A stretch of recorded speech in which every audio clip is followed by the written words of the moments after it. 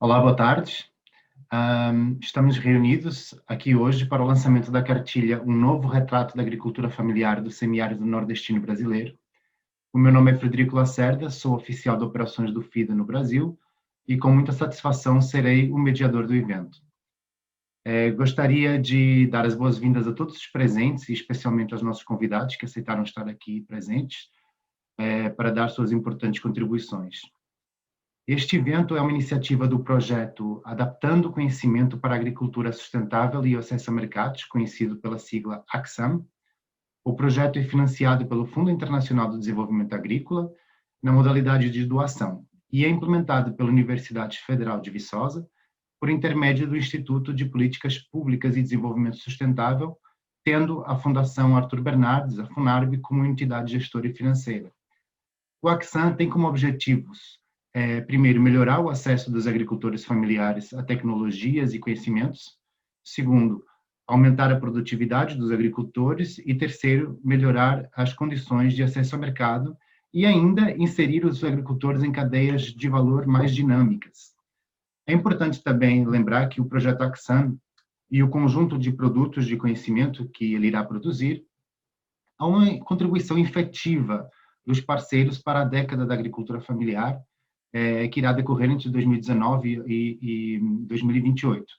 Esta foi uma data instituída pela Assembleia Geral das Nações Unidas em dezembro de 2017, com o intuito de servir como um marco para a promoção de políticas públicas para a agricultura familiar e que também ofereçam uma contribuição para o final da fome e da pobreza, na perspectiva de alcançar os Objetivos de Desenvolvimento Sustentável.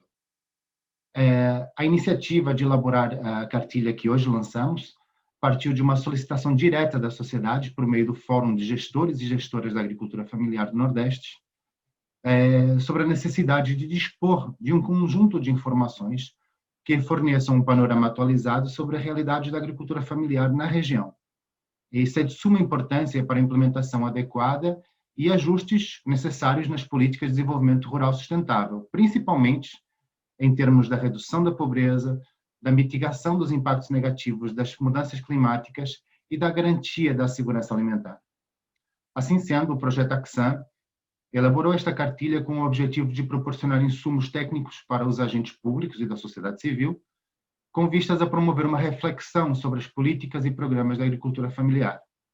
O estudo de preparação da cartilha foi realizado a partir dos dados do Censo Agropecuário de 2017, disponibilizados pelo IBGE, e encontra-se estruturado em 4 eixos temáticos: a caracterização do semiárido nordestino e da agricultura familiar, segundo, a sua produção agropecuária, terceiro, o acesso às tecnologias, ao conhecimento pelos agricultores familiares, e quarto, o acesso a políticas públicas. Para concluir esta pequena apresentação, eu gostaria de chamar a atenção de todos por um curto vídeo promocional da cartilha. Você sabia que a agricultura familiar possui grande relevância econômica, social e ambiental para o semiárido nordestino? O semiárido nordestino possui 1.171 municípios, ocupando uma área de aproximadamente 840 mil km². Em 2017, esses municípios responderam por 5% do PIB nacional. Nessa região, quase 80% dos produtores e produtoras rurais são considerados agricultores e agricultoras familiares. A agricultura familiar no semiárido é voltada para culturas temporárias, como milho, palma e mandioca, permanentes, como a fruticultura, e pecuária, especialmente a criação de caprinos, ovinos, aves e outros pequenos animais. É preciso destacar também os problemas que ainda afetam a região. Em 2017, mais de 17% dos estabelecimentos de agricultores familiares ainda não possuíam acesso à energia elétrica. 92% dos agricultores familiares alegou não receber nenhum tipo de assistência técnica e cerca de 86% deles não conseguiram financiamento para a melhoria de suas atividades. Dados como esses reforçam a necessidade de atuação do governo e instituições de apoio e promoção ao desenvolvimento, como o Fundo Internacional de Desenvolvimento Agrícola, o FIDA, para o fortalecimento da agricultura familiar no semiárido nordestino. Para saber mais sobre essa região, confira a nossa cartilha. Nela, por meio de uma profunda caracterização do semiárido, buscamos auxiliar na promoção do desenvolvimento sustentável de sua agricultura familiar. Ela está disponível em nosso site e pode ser acessada gratuitamente.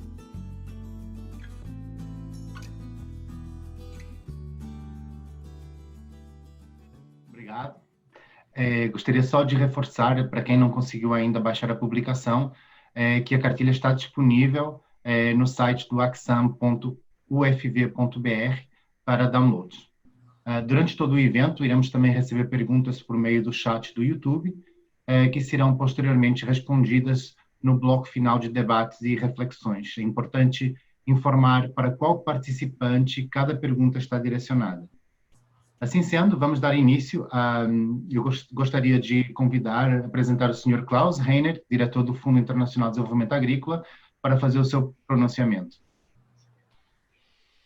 Muito obrigado, Frederico, e também bem-vindo a todos os demais que estão assistindo aqui.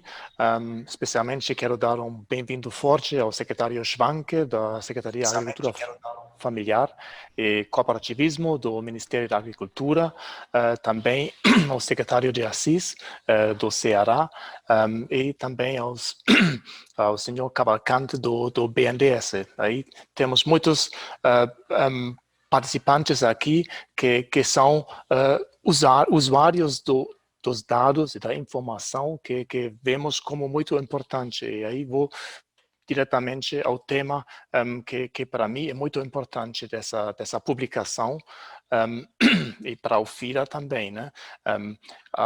Todos utilizamos dados para a preparação de diferentes documentos, projetos, pedidos de financiamentos de atividades, mas muitas vezes não temos muita acessibilidade fácil dos dados para ter uma boa visão do campo de trabalho que temos. Eu acho que isso é muito bem exemplificado pela publicação que o Axam está lançando agora pela agricultura familiar no Nordeste do Brasil, que é exatamente essa cartilha que mostra muito claramente quais são as características principais desse grupo objetivo de muitas atividades do Programa Agro-Nordeste, do governo federal, do fórum dos secretários e secretárias de agricultura familiar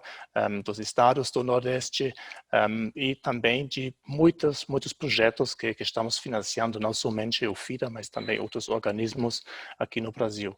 E vejo que muitas vezes esse uso de informação é muito importante para ter uma boa claridade de onde queremos chegar, né? Muitas vezes definimos metas dentro dos projetos e também fazemos grandes investimentos para procurar essa informação, muito similar aos estudos grandes de censo agropecuário, etc., mas muitas vezes não são bem utilizadas essas informações. E dessa maneira, eu vejo que essa cartilha que caracteriza a agricultura familiar em diferentes parâmetros para um público geral, com boas ilustrações, é muito importante para deixar claro que tipo de agricultura é essa e também para tirar alguns mitos para esse grupo. Muito bem, claramente visível aqui que tem grandes diferenças entre os estados na agricultura familiar, né? Por exemplo, em Sergipe, a agricultura familiar produz 90% para comercializar e no Piauí isso são somente 16%. Isso são diferenças enormes. Vemos que 92% não recebem assistência técnica. Isso é um dado muito importante para qualquer projeto que quer trabalhar nesse grupo. E vemos que 45% fazem parte de uma associação cooperativa. Então, são muitos que ainda não são organizados e sabemos muito bem que é importantíssimo essa forma de associativismo para poder acessar a serviços e a informação. Vemos também que 23% usam agrotóxicos, então praticamente 3/4 dos produtores da agricultura familiar do Nordeste são orgânicos e produzem os tipos de alimentos que a maioria da população quer consumir, que são sanos e seguros. E sabemos também que tem pouco uso de práticas de agricultura conservacionistas, que é um outro objetivo importante para muitas atividades. Então, acho que é uma muito boa guia com muita informação, muito importantes para muitos usos, e espero que também isso pode exemplificar a forma de trabalhar dos projetos com as informações que são colecionadas para que sejam disponibilizadas de uma maneira acessível, não somente dentro de alguns informes técnicos e tabelas, mas acessível para um público geral, para os agricultores mesmos e para muitos praticantes de apoio, como os estados do Nordeste, o governo federal e também organizações como ONGs e também o próprio FIDA. Então, muito obrigado para essa atenção. Estou com muito gosto de poder participar aqui e que o FIDA também está ajudando essa publicação e que seja bem utilizada essa publicação. Muito obrigado. Senhor Klaus, muito obrigado pelas suas palavras. Gostaria agora de passar a fala para o senhor Marcos Cavalcante, gerente de inclusão produtiva do Banco Nacional de Desenvolvimento Econômico e Social. Obrigado. Obrigado, Frederico. Boa tarde a todos. Vou cumprimentar meus colegas de agora mesa virtual, né, novos tempos, né?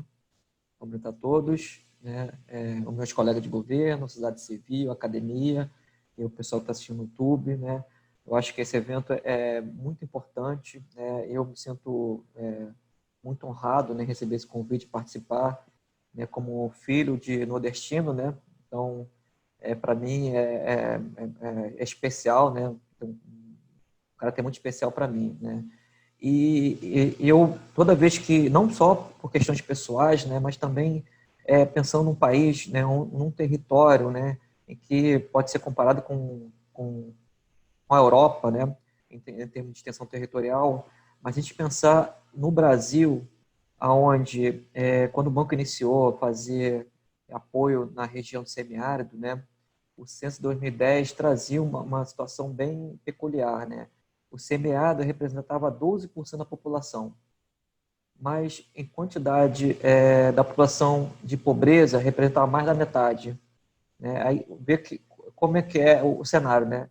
Era um pedaço pequeno da população brasileira, mas grande parte da população pobre estava no semiárido. Então, acho que é urgente a gente tratar esse assunto do semiárido. E nos últimos anos, né, o governo, a sociedade civil, a própria academia está se esforçando para isso, né? E um dado interessante dessa cartilha é que traz à luz, né, algumas oportunidades, né? Alguns chamam de carência, mas a gente tem que tratar como oportunidade, né, de atuação. Mas trouxeram algum diagnóstico para a gente que é interessante, que o exemplo é acesso à água, né?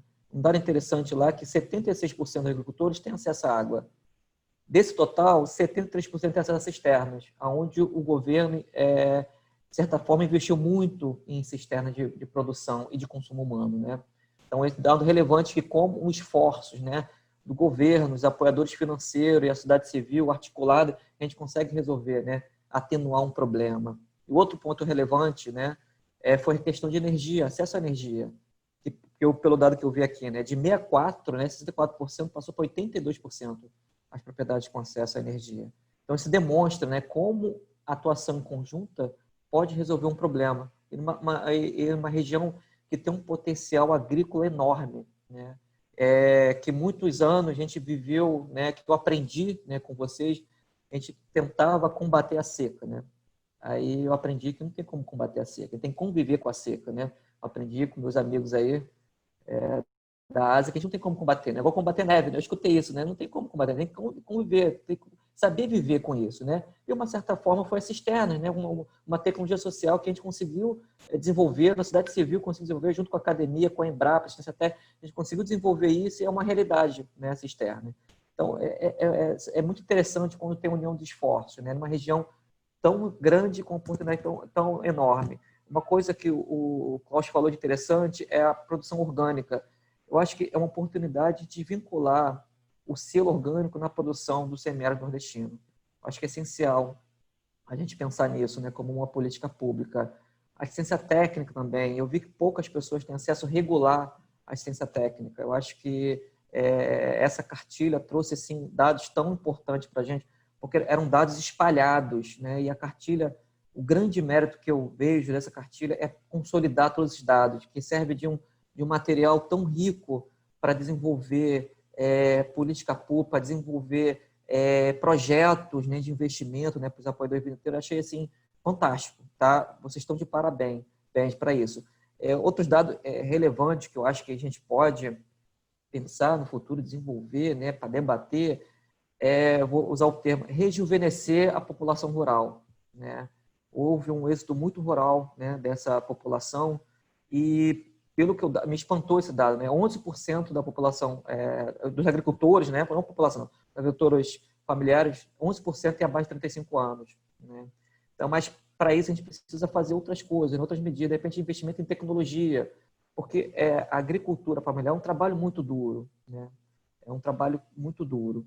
Então, a gente tentar suavizar, melhorar, né, a sistema de irrigação, colheita, né, alguns tipos de tecnologia, trazer até tecnologia social, trazer para esse meio, tentar desenvolver isso, de certa forma, a gente pode manter o jovem no campo. Outra coisa que a gente poderia tentar desenvolver, que eu vi que é um dado aqui, é comercialização.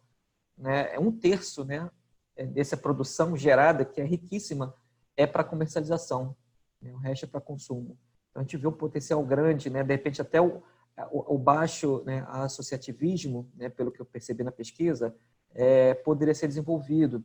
Não sei se é a razão, né, para ter essa baixa comercialização, não sei. Tá? A gente teria que pesquisar melhor. Mas eu acho que a comercialização seria um outro dado importante para a gente tentar desenvolver nessa região, né, para tentar manter o jovem no campo. Né? Eu acho que tecnologia, assistência técnica, comercialização, associativismo, acho que são dados muito relevantes que essa cartilha trouxe. Tá?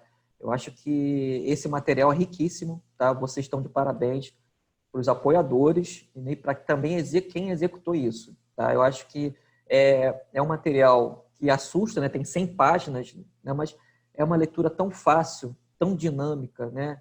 Você consegue ler de forma assim, tão tranquila que eu recomendo todo mundo gastar um pouco de tempo, né? Não é muito tempo, né? Que consegue ler. Assim, é uma leitura muito tranquila, tá?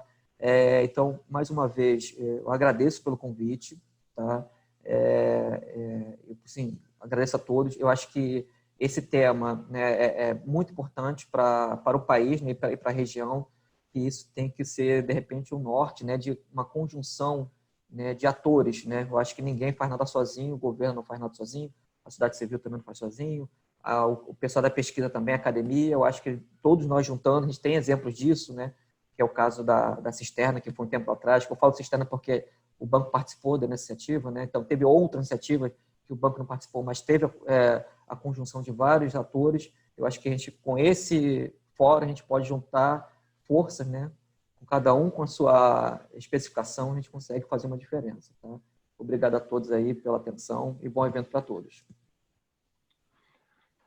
Muito obrigado, Marcos. A cartilha realmente ela está elaborada de uma forma bem simples e de fácil leitura, e a expectativa é que realmente ela possa alcançar muitas pessoas e influenciar muitas políticas de desenvolvimento rural pelo Brasil afora. Vamos passar agora a palavra para o secretário de Assis Diniz, secretário de Desenvolvimento Agrário do Estado do Ceará e também presidente do Fórum Regional de Gestores e Gestoras de Políticas de Agricultura Familiar do Nordeste. Obrigado, Frederico. Boa tarde aos colegas do governo, dos mais diferentes níveis. Fernando, abraçar você, Fernando Schwenk, abraçar o nosso querido amigo Klaus, abraçando você, Klaus, a todos que fazem o FID e Axam, Marcelo, ao nosso reitor, o querido amigo, parceiro importante do fórum, que é o companheiro Alexandre Pires, Antes de falar da cartilha, Klaus, me permita enaltecer o que tem na capa da poesia do Humberto Teixeira e do Luiz Gonzaga. Eita, Nordeste da peste, mesmo com toda seca, abandono e solidão, talvez pouca gente perceba que teu mapa aproximado tem forma de coração. E se dizem que temos pobreza e atribui à natureza, contra isso eu não digo não. Na verdade, temos fartura, do petróleo ao algodão. Isso prova que temos riqueza embaixo e em cima do chão. Então, esta mensagem do Luiz Gonzaga, que é secular, traz a dimensão desse estudo que o IBGE elaborou e que agora está sistematizado. É, sem sombra de dúvida, um documento fundamental para que a gente possa compreender esse momento que nós atravessamos.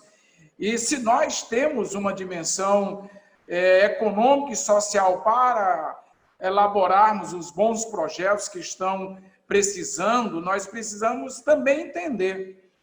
Quando se fala da questão da água, a relevância e a importância da campanha que foi desenvolvida e implantada, ela tem um impacto. A P1MC, a campanha pelo 1 milhão de cisternas de placa, hoje ela resulta numa perspectiva estruturante de sustentabilidade que dá essa dimensão não social, mas econômica, seja a cisterna de primeira água e a cisterna calçadão. Isso está refletido lá, aqui no nosso documento.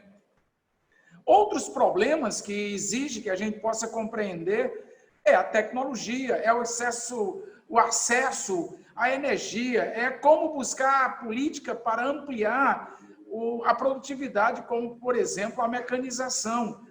Não é algo que não esteja dentro do cenário pautado na perspectiva deste desenvolvimento.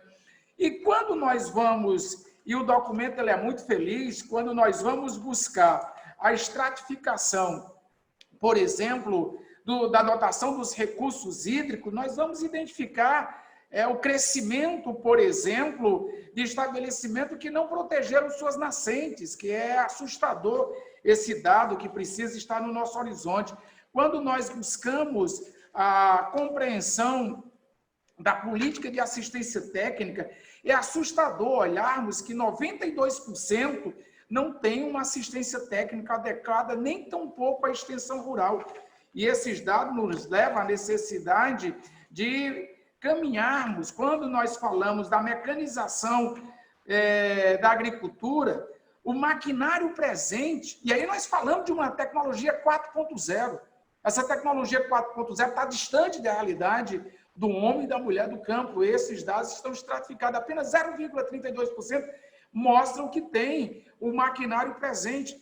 E nós queremos falar de sucessão familiar, queremos falar da manutenção e a preservação desse jovem lá no campo, quando não é ofertado as condições mínimas para que ele possa dialogar a sua vida, olhando não mais aquele horizonte que era o quintal da sua casa. A grande rede possibilitou exatamente ele poder olhar o universo de forma plena e querer essa plenitude para dentro da sua vida. E as condições de trabalho, como querer que esse jovem, que tem as mesmas práticas dos nossos ancestrais, dos seus avós, dos seus bisavós, dos seus pais, queiram trabalhar com uma foice, com o machado, com a enxada, quando tem outras tecnologias que facilita e garante a qualidade de vida. Então, esse estudo, ele revela e demonstra todo este perfil. A outra fragilidade que é importante enaltecer e relacionar são os níveis de organizações dos trabalhadores, muito baixo o nível de associativismo. E o que realmente destoa completamente é o financiamento. O financiamento, ele indica que 86,19% dos agricultores familiares ainda carece de crédito de financiamento. Portanto, o que nós podemos, enquanto Fórum dos Gestores, é identificar que temos uma tarefa grandiosa para fazermos e esta elaboração, ela copila exatamente a dimensão social e econômica daquilo que ao Nordeste brasileiro está reservado e não nos permite olhar com retrovisor, mas sim buscarmos a identificação, seja na política com os setores que hoje financiam os estados do Nordeste, como o Banco Mundial, o BID, o FIDA em especial, o Axan, que tem elaborado bons documentos, financiando bons projetos.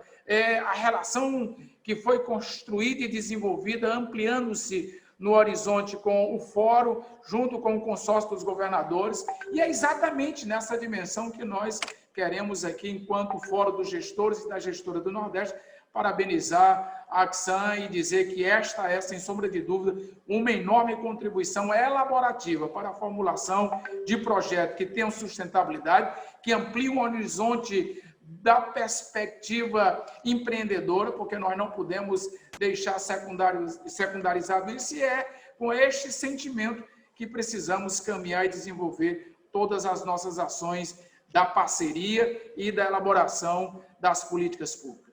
Parabéns e muito obrigado em nome dos gestores e da gestora do Nordeste brasileiro.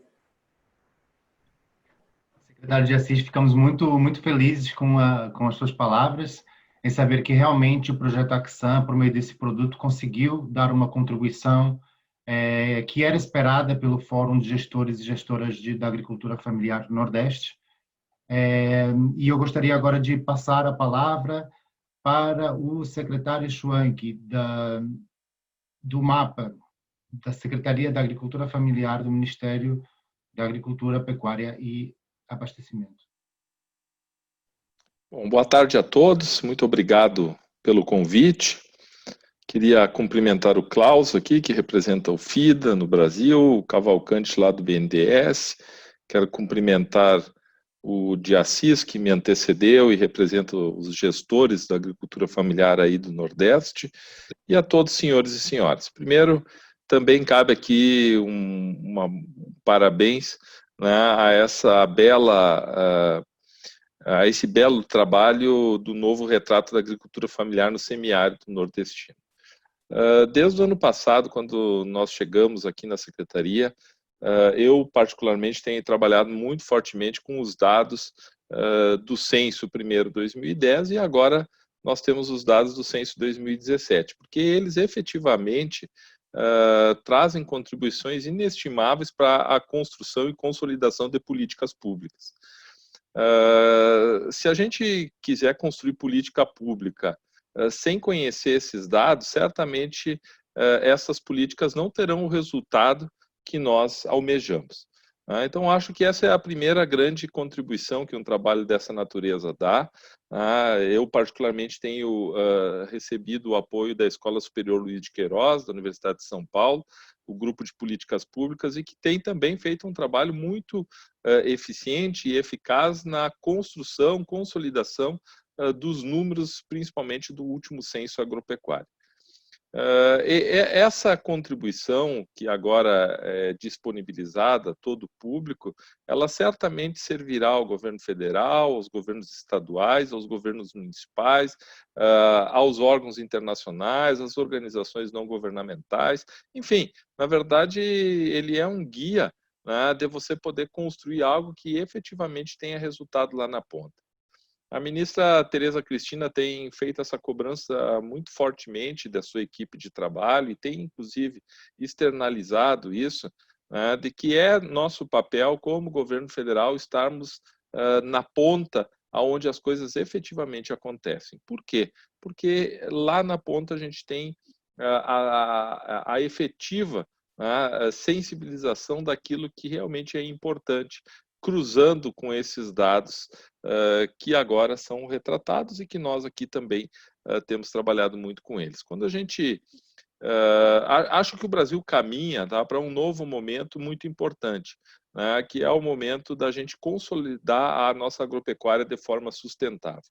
A gente tem sido cobrado muito no exterior em relação a essas questões, mas nós temos uma grande parte da nossa agropecuária que ela tem uma sustentabilidade dentro de si, e essa sustentabilidade não é só no aspecto ambiental, mas ela também é no aspecto social e no aspecto econômico. E acho que aí essa publicação e os trabalhos que nós desenvolvemos, e acho que todos os governos têm interesse, e a própria iniciativa privada, é de levar, né, a sustentabilidade agropecuária nordestina também. Né? E essa sustentabilidade, ela diz respeito à interação com o meio ambiente e o bioma da Caatinga, que é um bioma riquíssimo, né, e que pode ter uma contribuição muito importante na produção de produtos que hoje, né, uma grande parte da população mundial valoriza, né, como, por exemplo, o mel, como, por exemplo, as frutas da Caatinga, como produtos da sociobiodiversidade desse importante bioma brasileiro. Acho que esta relação do nordestino com o seu meio, ela pode ser potencializada no sentido de trazer também ganhos econômicos a essa população que conhece como ninguém esse bioma onde eles convivem. A segunda questão é justamente a sustentabilidade econômica, e aí a busca por isso é que vai manter esse homem no campo. É a busca da sustentabilidade econômica é que vai manter a juventude no campo. E quando a gente faz o cruzamento de dados do Brasil inteiro, mas especialmente no Nordeste, nós vamos ver que nós ainda temos um contingente muito grande de pobres no meio rural, né, com ganhos aí abaixo de R$23 mil da sua família por propriedade rural, né, e que, portanto, também tem que ter ações de combate à pobreza. E isso entra em várias outras políticas que não só assistência técnica ou políticas de apoio ao setor primário, mas como, por exemplo, a questão das cisternas, que o Assis comentou muito bem e que trouxe uma mudança muito grande para essa população, a questão da energia elétrica e principalmente as energias renováveis, os programas de compras públicas, enfim, na verdade, outras políticas públicas que cheguem mais perto a esse homem do campo. Né? E também, né, a sustentabilidade ambiental, que é justamente isso que eu disse, que é essa relação que ele tem com o bioma. O Ministério da Agricultura tem olhado muito de perto esses programas e tentado utilizar as nossas ferramentas para potencializar e organizar, por exemplo, as cadeias produtivas. Nós temos um trabalho que nós temos acompanhado muito perto de organização da cadeia produtiva da ovino-caprinocultura, né, que é uma das cadeias, talvez a mais importante que a gente tenha no Nordeste brasileiro e que pode ser potencializada enormemente com produtos de alto valor agregado. Quando a gente vê o preço de um queijo de cabra, né, nas prateleiras ou nas gôndolas dos supermercados das grandes cidades, a gente vai ver o potencial, né, que nós temos hoje no Nordeste brasileiro na produção destes produtos de alto valor agregado. As frutas nordestinas, e o mel nordestino, enfim, na verdade nós temos um sem número de produtos e eu quero deixar aqui mais ainda uma questão desafiadora, que é quando na consolidação do acordo da União Europeia com o Mercosul, a proximidade do Nordeste brasileiro da Europa, aonde haverá a abertura de um mercado enorme que justamente valoriza produtos desta natureza.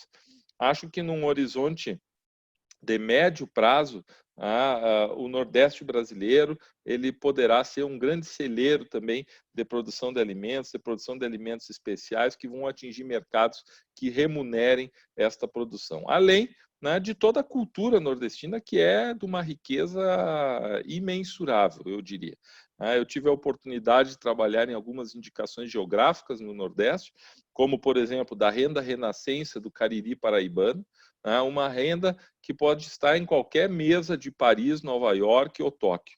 Algo espetacular, um produto manual, artesanal, e que tem uma qualidade pouco vistas em muitos países do mundo. Assim como a renda irlandesa de Divina Pastora, o bordado filé das Alagoas, e que fazem parte deste grande mosaico cultural da cultura nordestina e que realmente tem um valor imenso para o nosso país. Então, eu queria, não me estendendo mais, parabenizar aos atores desta belíssima cartilha, que certamente ajudará muito. Eu, particularmente, já passei para a equipe que coordena aqui o Agro Nordeste, já passei para vários colegas aí para também utilizarem estas informações e assim dizer a vocês que o Ministério da Agricultura é parceiro desse tipo de projeto, desse tipo de atividade.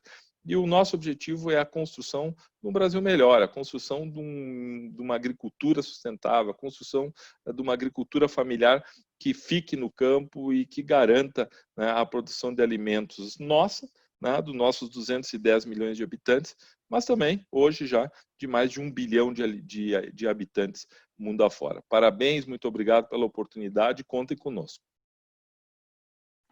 Secretário Fernando Schwank, muito obrigado pelas suas palavras. Muito obrigado por nos lembrar, inclusive, do tripé da sustentabilidade, de que todas as políticas públicas de desenvolvimento elas devem ter em conta essas três dimensões, social, econômica e ambiental, para poderem realmente ser sustentáveis. Não se pode investir só numa dimensão, mas tem que sempre se ter em conta essas três dimensões para que uma política seja efetivamente sustentável, e é muito positivo a gente saber que esse estudo também irá contribuir nessa direção. Gostaria agora de apresentar o pró-reitor de pesquisa e pós-graduação da Universidade Federal de Viçosa, o senhor Raul Narciso Guedes. Com a palavra. Obrigado, Frederico. Boa tarde, pessoal. Obrigado aí pela oportunidade, não só a oportunidade da presença, mas até por estar aqui rapidamente mencionar o interesse, na realidade, que a universidade tem em participar desse esforço que já vem sendo conduzido há algum tempo, e a cartilha é um dos produtos aí interessantes sendo gerados. Então, a parceria, evidentemente, com o FIDA é muito bem-vinda, mas mais do que isso, a participação de todas as entidades aí federativas, os diferentes secretarias, fundações, associações envolvidas, a representação aí, inclusive do BNDES, com a sua conformação aí, no caso, social e voltada a uma região tida aí como vulnerável sob o aspecto econômico-social no contexto brasileiro. E o que tem de mais interessante ou peculiar em termos aí de universidade para nós, na participação junto a esse projeto, é exatamente a transversalidade e integralidade dele. Envolve-se muita coisa dentro desse contexto. A cartilha ela é representativa desse tipo de esforço, e não é que a informação não exista. O Ministério possui a informação obtida através do censo, mas a peculiaridade da cartilha, e vocês inclusive já reforçaram isso, é que ela traduz de uma forma muito mais fácil de se observar essa informação e fazer bom uso dessa informação, não só numa esfera em termos de unidade federal, unidade administrativa de alta hierarquia, mas possibilita todo mundo entender o que está sendo feito, por que está sendo feito, e eventualmente até acompanhar os resultados das ações sendo tomadas nesse aspecto. Então, aí fica o registro aí da nossa parceria e interesse em continuar essa colaboração. Viçosa, curiosamente, tem laços bem consolidados no Nordeste, nossas parcerias são bastante diversificadas e abrangentes lá. Então, é ainda com mais satisfação que a gente vê esse esforço sendo dirigido à região semiárida. Eu não teria mais nada a acrescentar, em função, inclusive, do que já foi discorrido a respeito, e fica aqui o nosso intento firme de continuar colaborando e participando desse esforço em tudo o que for possível, inclusive ampliar essa iniciativa no contexto aí mais abrangente possível. A gente fala muito em agricultura, evidentemente é um componente de produção importante, mas em termos práticos a gente não isola isso em termos aí de saúde e bem-estar humano e animal, nesse caso aí voltado explicitamente para essa região, que é uma das regiões aí vulneráveis do país. Então, obrigado aí pela oportunidade, pela presença de todos, e a gente fica na expectativa aqui de um bom uso do material e de uma reunião muito proveitosa e dos desencadeamentos, os desdobramentos que devem acontecer aí ao longo do tempo em função desse tipo de esforço. Tá? Novamente, obrigado a todos. Professor, muito obrigado. Para finalizar este primeiro bloco de intervenções, a gente gostaria de apresentar Peones Almeida Suzano, que é um cordelista, filho de agricultor familiar e estudante do curso Repórter Digital do Projeto Na Estante. É natural da comunidade tradicional de Fundos de Pasta, Testa Branca, em Uauá, na Bahia, e que vai nos agraciar com um cordel, é uma pequena apresentação cultural que preparamos para este momento. Bom, primeiramente, muito obrigado a todos por esse espaço de diálogo. É importante, né, que a juventude esteja inserido nesse espaço de diálogo, porque a gente é diretamente afetado com isso. Então, eu sou um jovem rural de comunidade tradicional de Fundo de Pasto, cordelista, técnico em agroecologia, filho de agricultor familiar. Mas nesse novo cenário, né, da agricultura familiar, a nossa cultura precisa também estar inserida. E o cordel, sem dúvida alguma, ele precisa estar inserido. E aí eu fiz um cordel que diz assim, ó: nessas linhas do cordel, aqui vamos falar de um tema muito importante, a nossa agricultura familiar, uma riqueza do Brasil que enfrenta o desafio de forma espetacular. E essa agricultura familiar que alimenta a nação, que produz com sustentabilidade em prol da população, promovendo a igualdade e tem a simplicidade no nosso pedaço de chão. Estamos falando de uma agricultura que no seio familiar produz de forma limpa e aliada está com a conservação e sua produção vem sempre a somar. E esse novo retrato no semiárido nordestino, agricultura que só cresce e mostra o seu destino e com políticas de qualidade que façam de verdade um futuro mais cristalino. E são muitos os desafios dessa agricultura familiar, mesmo os empreendimentos, todo ano aumentar. O apoio na sua venda, que lhe garanta a renda, ainda temos que alcançar. O apoio contínuo, assistência continuada. Um desafio que se leva nesta grande caminhada, inovador, usando da tecnologia, deve ser um percussor. A tecnologia aliada deve ser financiada para o nosso agricultor. E se falando em Nordeste, ainda tem sido preocupação ter acesso à água no meio desse sertão. Tem sido um divisor e para o produtor uma grande preocupação. O incentivo ao crédito para financiamento rural ainda é um gargalo, que está longe, por sinal, de ser por todo acessado, é uma volta ao passado e um grande mal. E vendo esse sertão, também me pus a pensar, quem será seu sucessor, já que velho está, a falta de atividade, o jovem parte para a cidade para poder trabalhar. E avanços são dados nesse sertão plural, entidades de apoio, mostram o seu potencial de uma agricultura sustentável e de modo agradável. Apoio tem sido fundamental. Cito neste cordel o Instituto FIDA, que sempre propõe o melhor para a vida, propondo investimento e este crescimento tem sido envolvido. Em parceria com o FIDA, a Aquisan é companheira, fortalecendo a agricultura de forma mais ordeira, apoiando o desenvolvimento para ver a todo momento uma agricultura parceira. Mas é muito produtivo e devo aqui falar que 70% dos alimentos que na mesa do baiano está, a força tem sido mostrada e do campo a enxada. Tem muito mais o que mostrar. Mostrar essa agricultura rica e agricultura familiar. E este cordel parte de um jovem que está inserido na agricultura, que é bonita e futura, que sempre devemos apoiar. Muito obrigado. Muito obrigado. Damos agora seguimento à fala dos nossos convidados sobre a importância dessa produção desta cartilha, agora sob a perspectiva de importantes parceiros da sociedade civil organizada. Em primeiro lugar, gostaria de apresentar Alexandre Pires, coordenador executivo da Articulação Semiárido Brasileiro, ASA. Com a palavra. Boa tarde, Frederico. Obrigado pela mediação na nossa sala.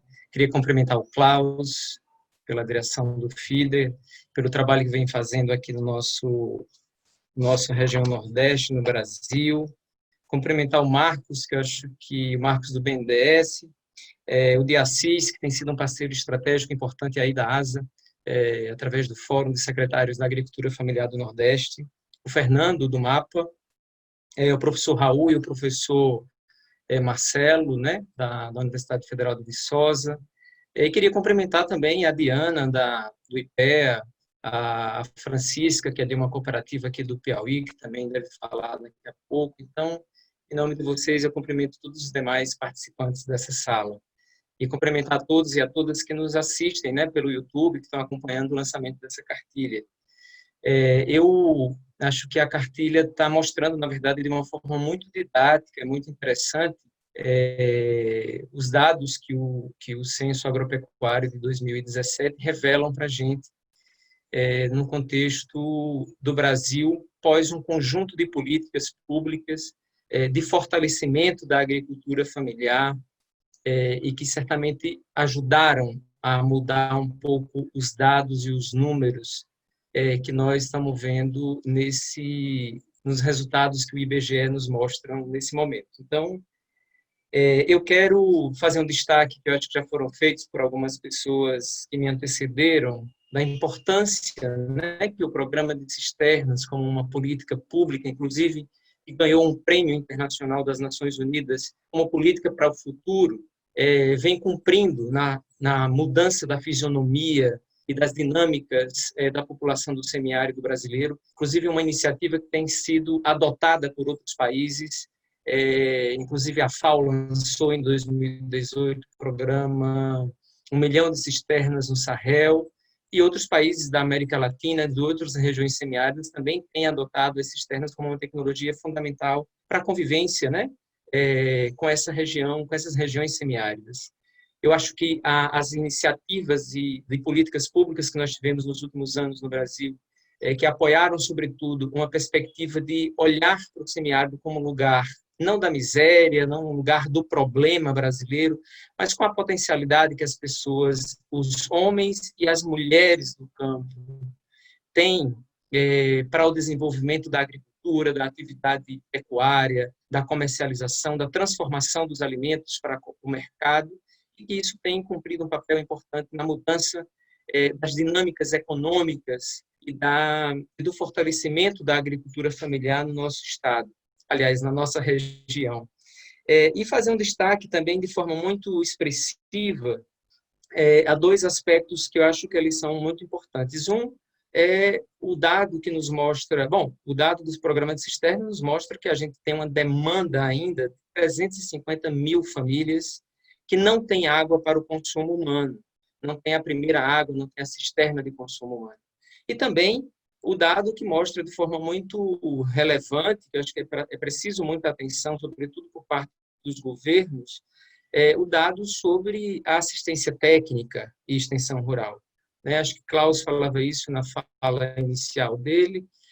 Isso requer uma atenção, porque o que nós temos observado, e aí eu não sei se o Fernando continua aqui conosco, nós temos observado que existe, embora a gente esteja mostrando esses dados, que eles são resultados de um conjunto de políticas que vieram até 2017, nós temos percebido e temos monitorado isso de forma muito cuidadosa, uma redução significativa dos investimentos do Estado brasileiro na agricultura familiar como um todo, e de forma muito específica, isso ataca a agricultura familiar nordestina, que representa quase 50% dos estabelecimentos da agricultura familiar de todo o Brasil. Então, quando os governos, por exemplo, nós chegamos no ano de 2020 com o menor orçamento do programa de cisternas de toda a história do programa de cisternas. O ano de 2020 foi um ano que teve o programa com um orçamento de 52 milhões de reais, quando o primeiro ano previsto no orçamento em 2005, nós tínhamos 68 milhões de reais para o programa de cisternas. O programa de aquisição de alimentos em 2019 teve o menor índice, o menor número, valor de recursos investidos, e a gente sabe que é um dos programas que mais fortalece a agricultura familiar, porque tem uma compra garantida através do programa de aquisição de alimentos para a agricultura familiar. Então, acho que é muito importante que os gestores públicos que estão aqui presentes, que os pesquisadores, olhem um pouco para essa perspectiva no sentido de que os dados são interessantes para mostrar e munir o Estado brasileiro no direcionamento das suas políticas.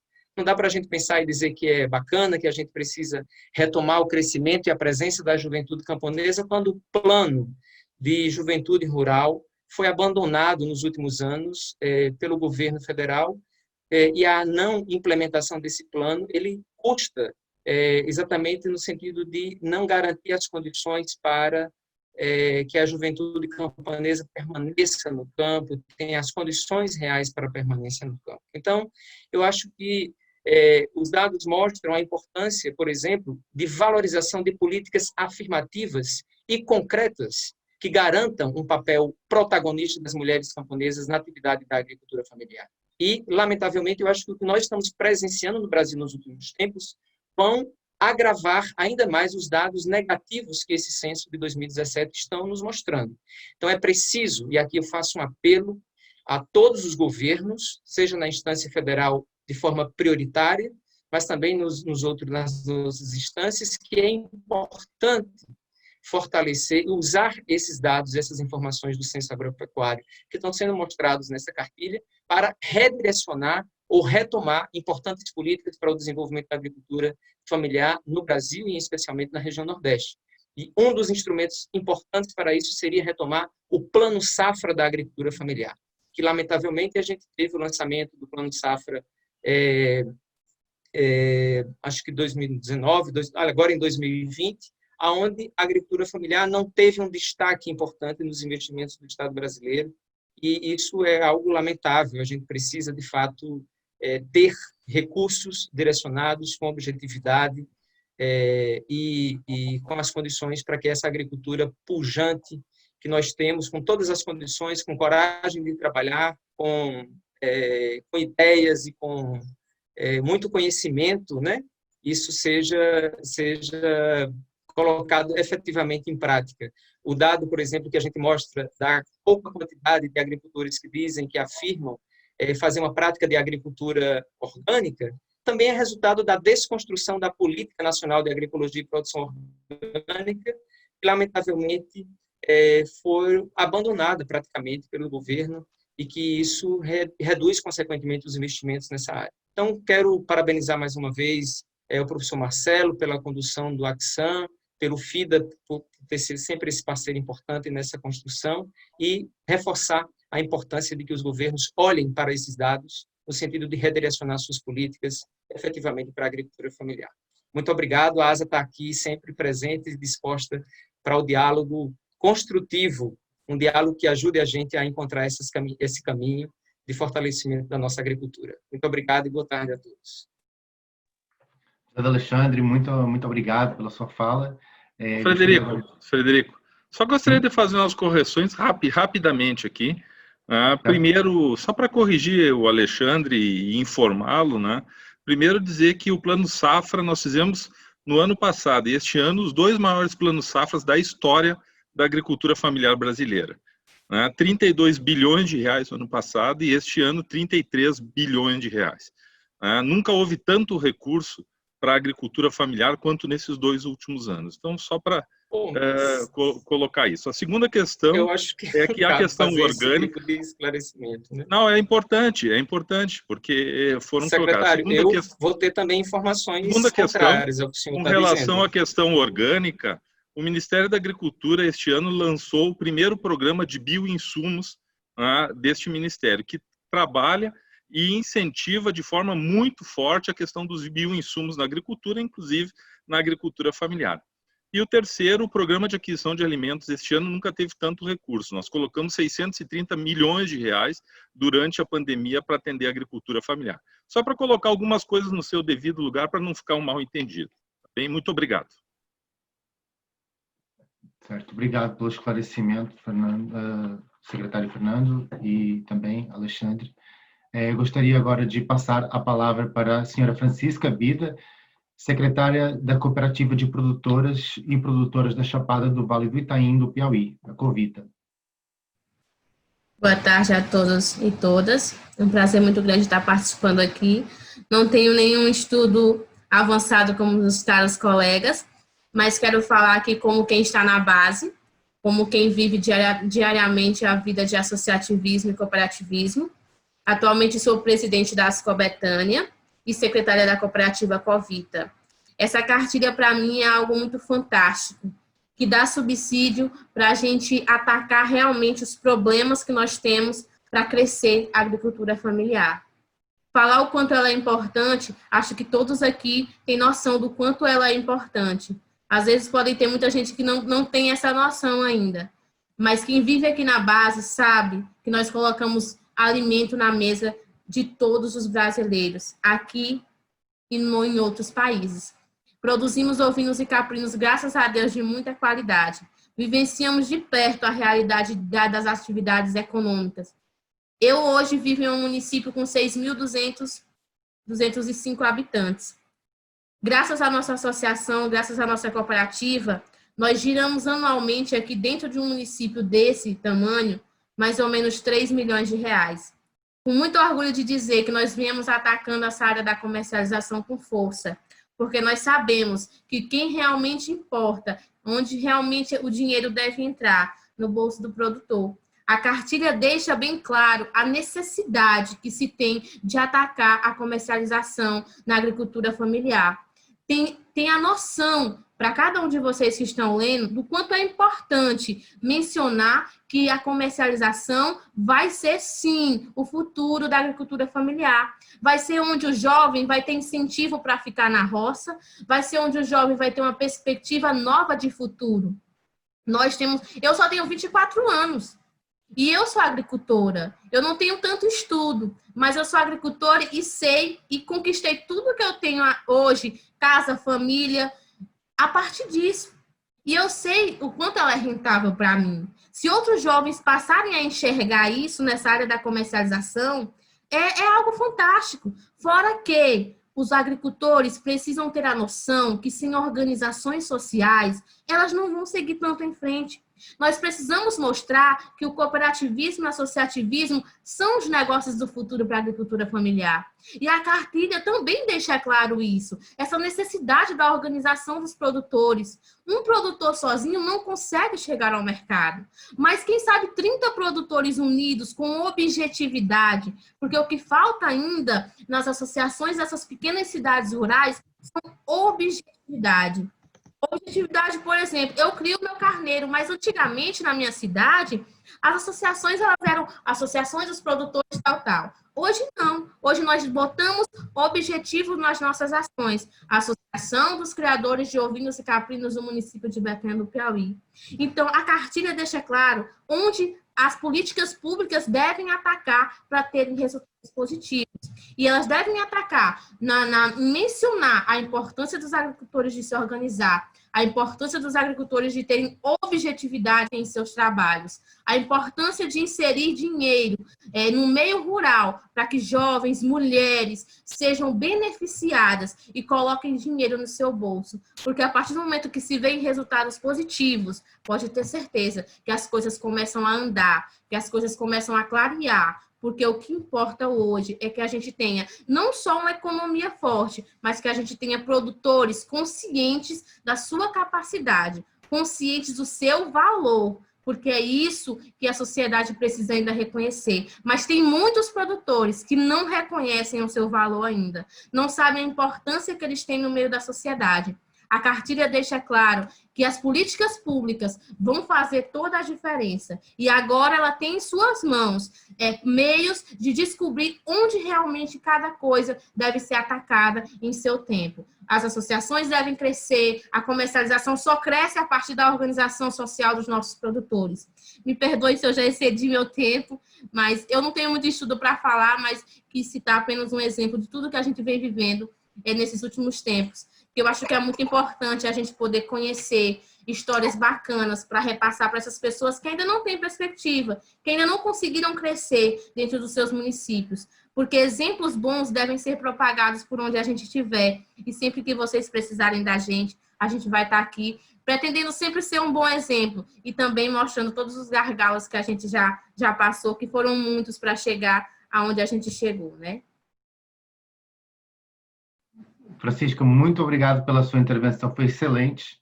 É muito satisfatório a gente saber ter essa informação, esses depoimentos de quem está na ponta, de quem sabe o que está dando certo, o que não dá certo, de que precisamos investir no associativismo, no cooperativismo.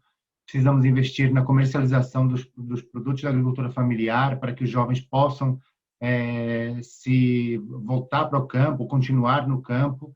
Então, essas são informações riquíssimas que também podem partir de uma leitura da cartilha e das informações técnicas que a cartilha nos fornece, mas, efetivamente, a sua noção de prioridades ela tem que servir como para pautar as políticas e a ação de todas as instituições que estão aqui presentes. Muito obrigado. Eu gostaria ainda de citar a presença de algumas instituições, de membros dessas algumas instituições que estão nos assistindo pelo YouTube, como o projeto Viva Semiárido do Piauí, a Refasa, o projeto Procase e outras instituições também que se não foram citadas agora, mas também podem colocar seus nomes aí no chat do YouTube que serão citadas. Antes de passar a palavra para o professor Marcelo, eu gostaria rapidamente de citar a presença da autora do estudo, a senhora Rosimeira Miranda Fortini, que está presente conosco. E agora passo, então, a palavra para o professor Marcelo, para que ele possa nos dar fazer uma apresentação sobre os resultados do estudo. Professor Marcelo? Sim, boa tarde a todas e todos, né? Eu gostaria de dizer da minha satisfação de estar aqui apresentando esse estudo. Eu cumprimento, então, o Frederico, em nome do qual eu cumprimento todos os presentes aqui. E, inicialmente, a cartilha, né, ela é um esforço coletivo do nosso grupo de trabalho aqui em desenvolvimento rural. Como o Frederico bem já disse, a Rosemary, né, liderou esse processo, então eu gostaria de agradecer toda a nossa equipe responsável por ela, a Rosemary, o Gabriel, a Adriana, que cuidou de toda a parte da identidade visual da cartilha para facilitar o aprendizado, né, e o entendimento aí dos dados. Então, esse é um esforço coletivo e que a gente pretende estar contribuindo aí. Então, o primeiro ponto que eu gostaria de destacar disso, né, qual que é o papel da cartilha?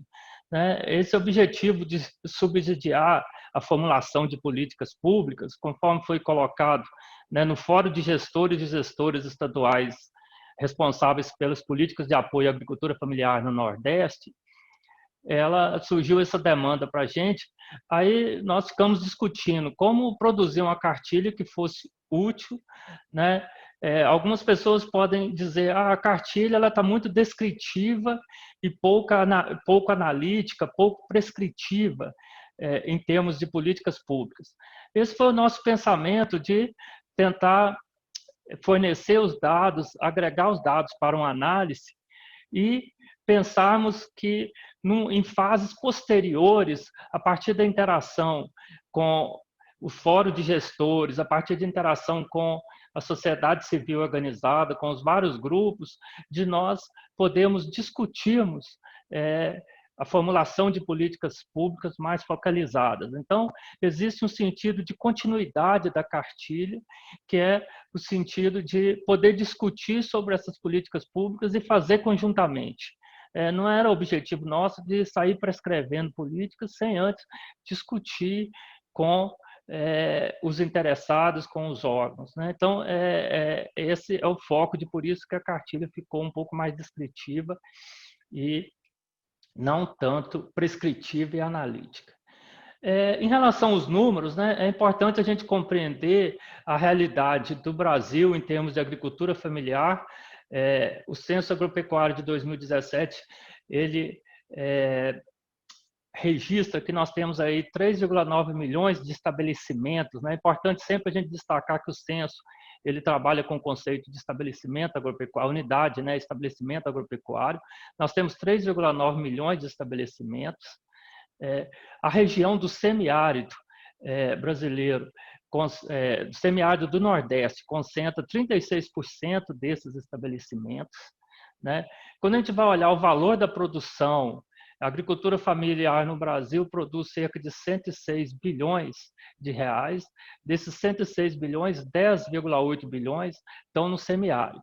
Então, no semiárido, 10% do valor da produção agropecuária, né, enquanto tem 36% dos estabelecimentos, produz 10% do valor da produção. Em relação ao número de pessoas ocupadas, né, a gente percebe que o semiárido nordestino há 4.546.000 pessoas ocupadas nos estabelecimentos agropecuários, sendo que 75% desses são agricultores, são da agricultura familiar, ou seja, 3.432.000.000 de pessoas. Uma questão que chama atenção, quando a gente cruza esses dados com o CAD único, né, se a gente percebe a partir do CECAD, que compila todas as informações do CAD único, a gente, por Nordeste, né, a gente verifica lá que o CAD registra que na região Nordeste nós temos 1.406.000 famílias de agricultores familiares ali, e desses 74% dessas famílias são classificadas por eles como extrema pobreza. A gente está compilando esses dados do CAD único para somente os municípios do semiárido, né? E estamos tentando fazer um cruzamento de informações para poder focalizar onde que estão esses grupos mais específicos. Mas é uma questão que chama a atenção de uma característica, né, econômica, que é a questão aí, do número de famílias que estão na condição de extrema pobreza.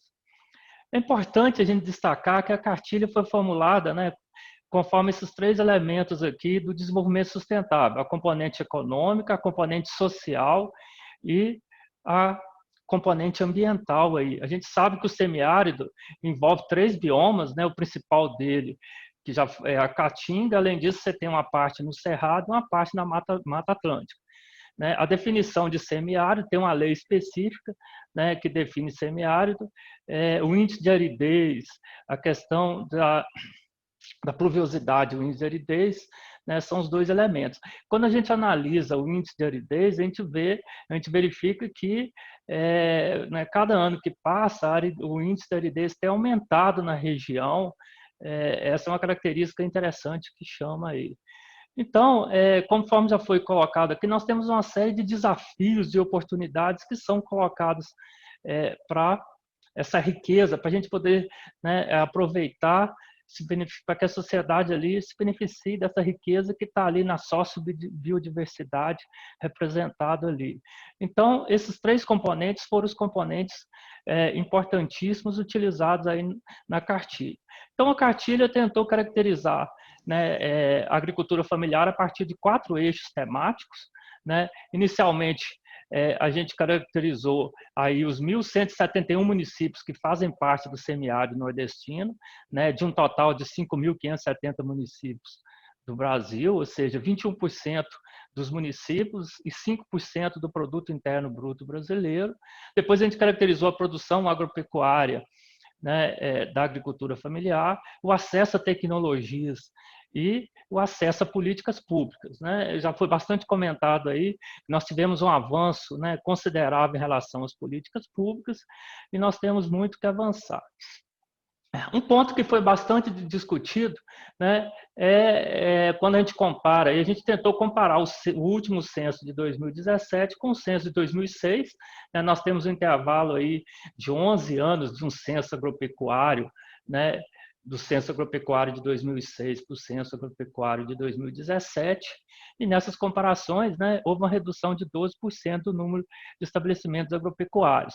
Nós conversamos com especialistas, tentamos mostrar aí, né, que essa redução ela se deveu a 3 motivos, né, a questão da grande seca, a questão de mudanças metodológicas no censo, a questão da extensão do perímetro urbano, por causa do boom imobiliário pós-2006. É importante também a gente destacar que a área ocupada pelos estabelecimentos da agricultura familiar, ela corresponde a 59% do total da área agrícola em Pernambuco e corresponde a 33% do total da área no Maranhão. Então, você tem uma diferença entre os estados aí. Alguns estados, como Alagoas, Ceará, Pernambuco, Piauí e Sergipe, né, a área ocupada com a agricultura familiar, ela é mais que 50% da área total com a agricultura. 75% desses agricultores têm área de 1 a 50 hectares. Né? 75% dos estabelecimentos são de área de 1 até 50 hectares, mostrando aí o tamanho. Uma característica importante, se a gente fosse traçar um perfil desse agricultor familiar, o responsável pelo estabelecimento, né, 76% deles são masculinos e 24% são do sexo feminino. Há uma predominância, então, do sexo masculino. A gente observa que, quando compara o último censo com o atual, houve um aumento de quase 50% daqueles estabelecimentos liderados por mulheres.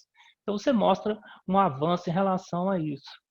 A questão de não estar havendo uma renovação geracional já foi colocado aqui, né? Ou seja, a grande maioria dos dirigentes dos estabelecimentos tem acima de 55 anos, então a questão dos jovens foi bastante discutido aí.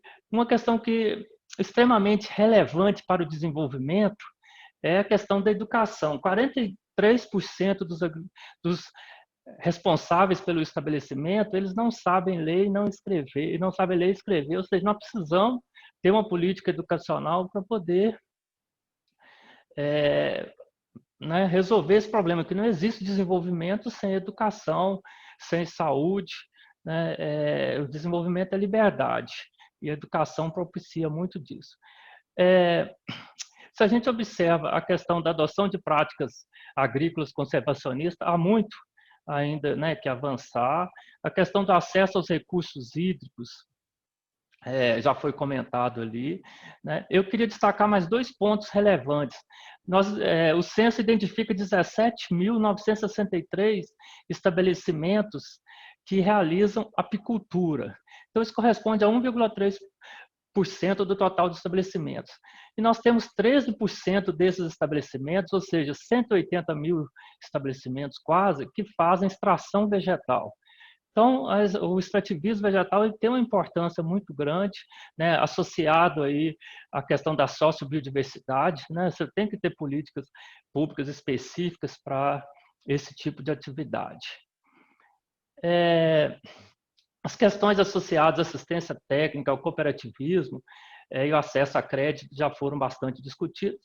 Eu queria pontuar uma outra questão aqui, é que somente 1,3% dos estabelecimentos possuem tratores, né? O secretário de Assis falou sobre a questão da importância da mecanização, ou seja, a gente tem que garantir condições de trabalho que não sejam degradantes, na medida do possível, em que existe a possibilidade, né, de ter algum sistema coletivo de mecanização, que você possa melhorar a qualidade do trabalho das pessoas. 3,3% dos estabelecimentos possuem unidades armazenadoras. Essa é uma questão que é comum ao Brasil como um todo, né? Que é a questão que é importantíssimo que o produtor tenha acesso a um tipo de armazenamento. Isso é fundamental se ele quer comercializar, se ele quer aproveitar né, o seu produto para vender numa época melhor, se ele não tiver uma unidade armazenadora. Assim, eu costumo insistir que é fundamental que a gente faça um esforço, assim como o esforço da cisterna foi um esforço extremamente relevante, a gente precisa fazer um esforço em termos de armazenamento assim dado. Então, eu queria finalizar aqui para falar que a gente precisa aprofundar essas temáticas, né? Várias temáticas ali precisam ser aprofundadas, a gente precisa criar um grupo aí para analisar as políticas públicas, principalmente a questão da sinergia, da integração e da focalização entre elas, né? Ou seja, crédito, saúde, educação, transferência de renda, eles precisam estar combinados ali e serem integrados. É fundamental a gente criar uma inteligência territorial, ou seja, os dados, não só os dados do Censo Agropecuário, mas os dados do Cádio Único, do DataSUS, da PNAD, da POF, de informações de mercado, a gente poder cruzar esses dados e estabelecer uma inteligência territorial, isso vai ser fundamental. E finalizo colocando que o Oxam está aberto e está propenso a participar dessa grande empreitada e conte conosco. Obrigado. Professor Marcelo, muito obrigado. Eu gostaria também de citar que temos algumas universidades presentes, como a UNB, o FAO e o FTPR. Obrigado por assistirem a nossa transmissão no YouTube. Agora, gostaria de chamar Rodrigo Silva de Moura, que também é um cordelista natural de Tupanatinga, de Pernambuco, e foi aluno do curso de Jovens Comunicadores apoiados pelo programa Semear. Colegas do programa Semear também estão nos assistindo neste momento na transmissão via YouTube. Rodrigo, pode tomar a palavra. Então, primeiramente, eu queria dizer que é muito emocionante, né, estar aqui, ter passado por um processo longo, que foi essa formação pelo CMA, e poder cumprir com você, né? É um grande prazer. E eu vim trazer um pouco de cultura popular em forma de cordel, né, para que a gente consiga abrilhantar mais esse momento. E o mote, ele diz assim: um novo retrato da cultura familiar na conquista de liberdade, terra e pão. Procure aqui, meus senhores, um povo mais dedicado, que luta para todo lado e que são os vencedores. Mesmo com tantas dores, nós continuamos em ação, unificados nessa missão. E juntos queremos mostrar um novo retrato da agricultura familiar, na conquista de direitos, terra e pão. Queremos ter nossos direitos, acesso à terra e energia, desenvolvimento sustentável e tecnologia. Queremos dignidade e respeito, queremos ser os sujeitos, queremos nossa educação, porque dela não abrimos mão. E juntos conseguiremos desenhar um novo retrato da agricultura familiar na conquista de direitos, terra e pão. Nossa luta é pela vida, não paramos para descansar, com o objetivo de no campo ficar, que ressaltará a nossa lida, que não será dividida, será a tão bela unificação, e o semiárido se embelezará nesse novo retrato da agricultura familiar, na conquista de direitos, terra e pão. É notório, companheiros, a importância da agricultura familiar, onde todos possam plantar sem visar em muito dinheiro, mas por projetos parceiros que contribuam na formação, que facilitem nossa fixação e tenham FIDA para ajudar. Um novo retrato da agricultura familiar na conquista de direitos, terra e pão. Desde 1980 se fez presente no Nordeste brasileiro, impactou o mundo inteiro com sua solidariedade consciente, transformando a vida da gente. De sonhos faz construção, além de dar sua mão, o FIDA se preocupa em cuidar. Um novo retrato da agricultura familiar na conquista de direitos, terra e pão. E tem a Universidade de Viçosa, que veio para somar, com o projeto Axan, boas práticas vão espalhar, adaptando tecnologias, valorizando a agroecologia, reafirmando a conscientização, espalhando o saber do agreste ao sertão. Esse processo se resultará em um novo retrato da agricultura familiar na conquista de direitos, terra e pão. As mulheres auto-organizadas ousam lutar por sua autonomia, construindo o feminismo no dia a dia, memorando as heroínas passadas das histórias negras, brancas e segregadas, ribeirinha, indígena, camponesa em ação, fazendo toda a transformação na luta do povo a pautar um novo retrato da agricultura familiar na conquista de direitos, terra e pão. É claro que a juventude quer no campo ficar, sonhar, ter amor e plantar, se sentir parte do processo e da renda ter acesso. É necessário sua participação para que haja sucessão e da terra possamos cuidar nesse novo retrato da agricultura familiar na conquista de direitos, terra e pão. Essa nova perspectiva tem fé, tem amor e tem cultura, tem shot e tem rapadura, tem flecha e tem toré. Tem coco, tem afoxé, tem peixe e tem baião, tem dandara e tem lampião. Essa é a nossa grande riqueza popular, nesse novo retrato da agricultura familiar na conquista de direitos, terra e pão. Minha gratidão a todos vocês. Fantástico, Rodrigo. Muito obrigado por nos trazer esse pedacinho da cultura riquíssima do Nordeste. Nós do FIDA não combinamos nada com você, foi totalmente espontâneo o elogio, estamos muito gratos também.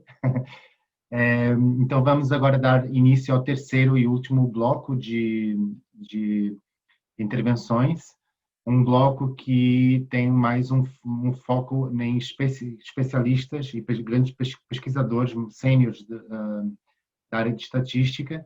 Eu gostaria de chamar o primeiro pesquisador, o senhor Antônio Carlos Florido, servidor aposentado do Instituto Brasileiro de Geografia e Estatística, IBGE.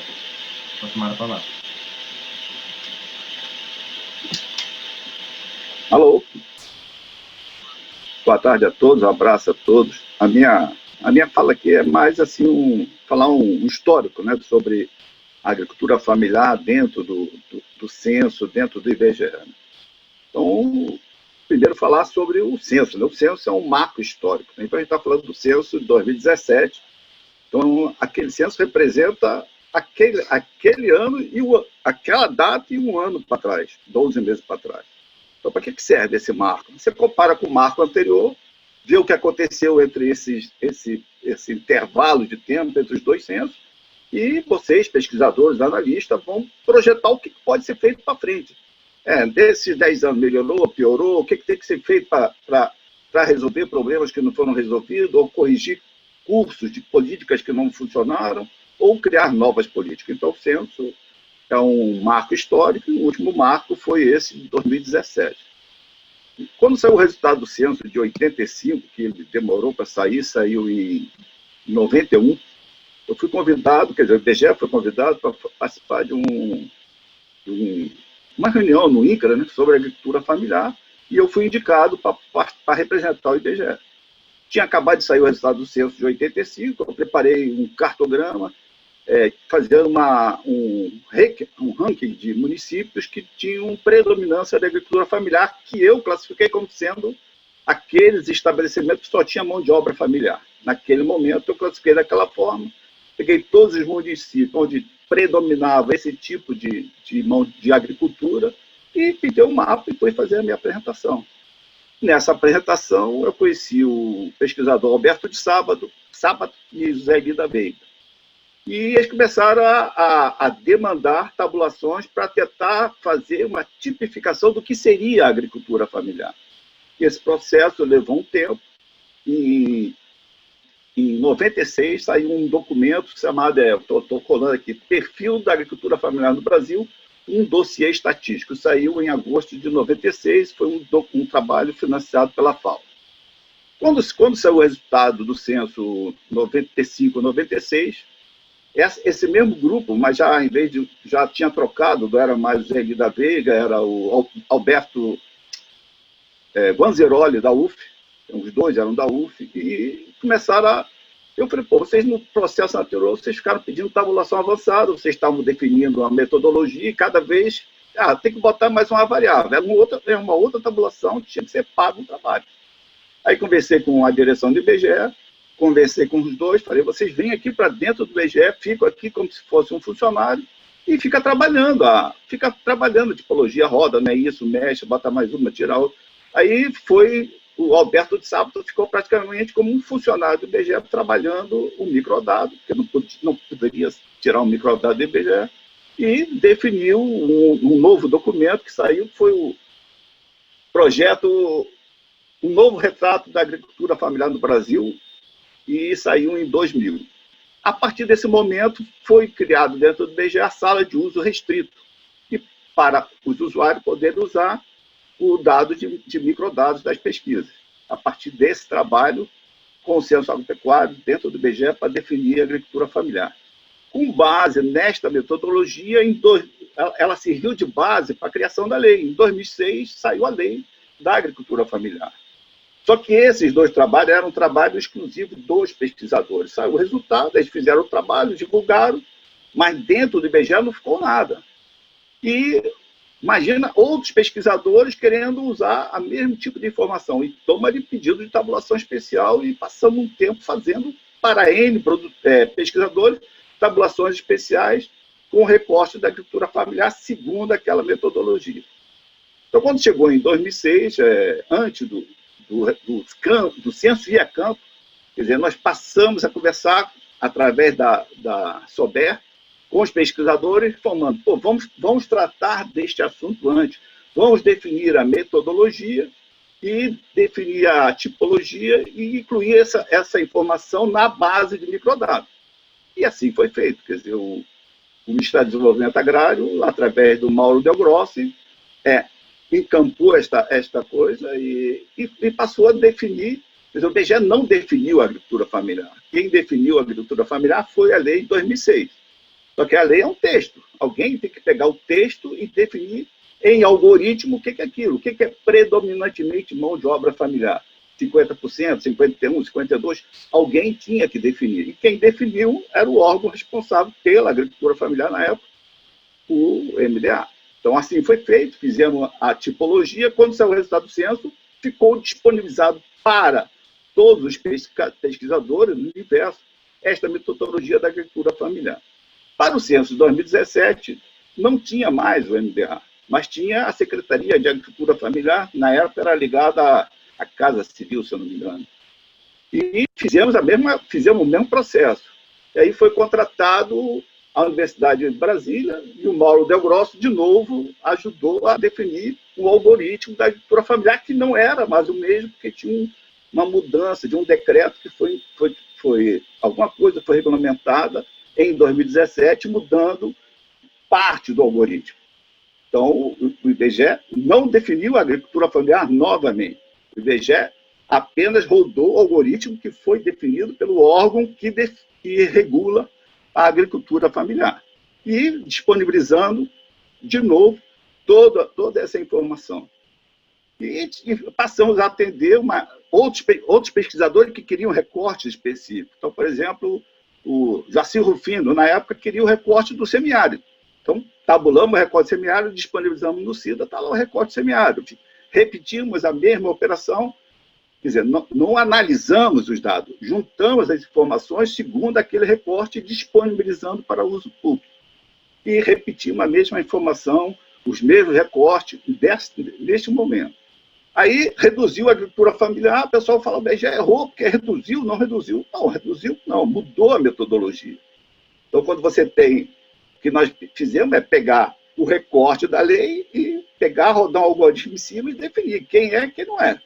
Eu posso ter 2 produtores iguaizinhos, só que um tem menos de 4 modos, o outro tem um pouquinho mais de 4 modos fiscais. Aquele tem um pouquinho mais de 4 modos fiscais, apesar de ter todas as características de agricultura familiar, não se enquadra nos critérios da lei, é simples assim. E, basicamente, foi isso que nós fizemos durante o processo todo e estou aí disponível aí para... Eu me aposentei agora em abril, estamos lá ainda com uma ferramenta que está em teste, que é o Tarrafa. O Tarrafa é uma ferramenta que você tabula qualquer recorte, independentemente de município inteiro, parte de município. Ele trabalha fazendo o cruzamento do recorte com os pontos de coordenada, e recuperando esses pontos e tabulando esse recorte. Já foi testado, funciona, mas agora está no processo de gerar a parte de sigilo estatístico, né? E eu estou disponível aí para qualquer pergunta. Muito obrigado, Sr. Antônio. Antes de passar a palavra... Era muita coisa para falar em 5 minutos. Sem problema. Muito obrigado pela sua contribuição. Eu gostaria só de lembrar a quem está nos assistindo pelo YouTube que é possível colocar suas perguntas, de preferência direcionadas para algum dos nossos convidados, e que elas serão lidas no último bloco de debates e reflexões. Passo agora, então, a palavra para a senhora Diana Sawyer, que é pesquisadora sênior do Instituto de Pesquisa Econômica Aplicada, o IPEA. Obrigado.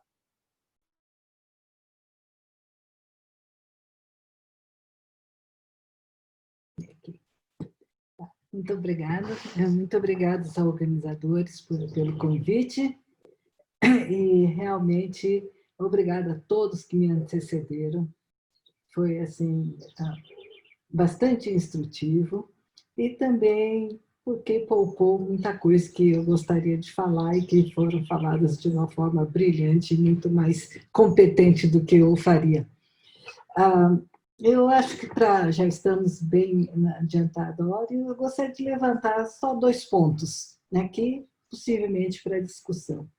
Uma delas é o que esses dados da cartilha estão mostrando, né? E que não está explícito no quadro. Primeiro, o que me chamou a atenção foi o tipo da composição da renda familiar, que ele é o tipo 3, que é predominante, muito mais predominante do que a renda vinda do trabalho. Esse tipo 3, para as pessoas que não tiveram oportunidade de ler são aquelas rendas vindo do trabalho fora do estabelecimento e também de todas aquelas rendas que vêm de aposentadoria, que vêm de programas sociais, etc, etc. Então, é uma grande porcentagem da contribuição desse tipo de renda familiar. Isso nos faz pensar um pouco. Muito bem, o que é que isso está acontecendo? Se a maior parte da renda vem do trabalho fora e também de outras fontes de renda, será que o papel da mulher no trabalho agrícola ou da agricultura familiar não está subestimada?